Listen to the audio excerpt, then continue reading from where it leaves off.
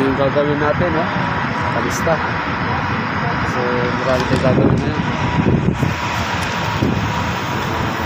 Yung temperature ngayon ay 2 degrees.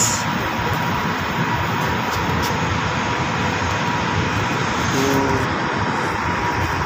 nakabukas yung isang UV. So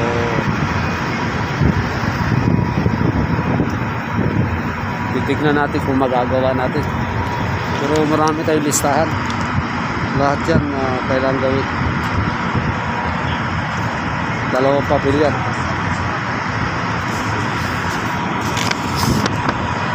Ito isa. So,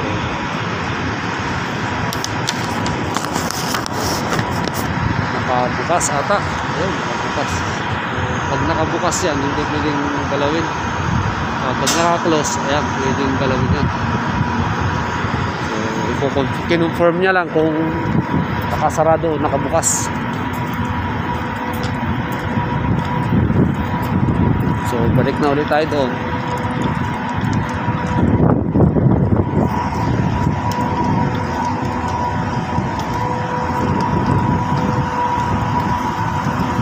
Sobrang lamig.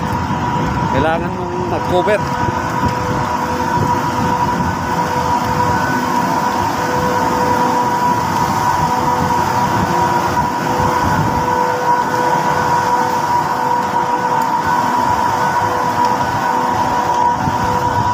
Balik ulit tayo dito sa valve na yan.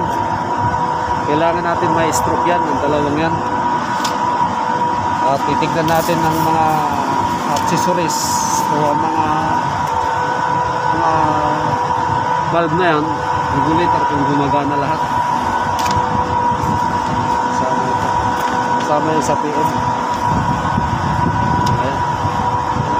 So tignan natin mamaya kung gagana.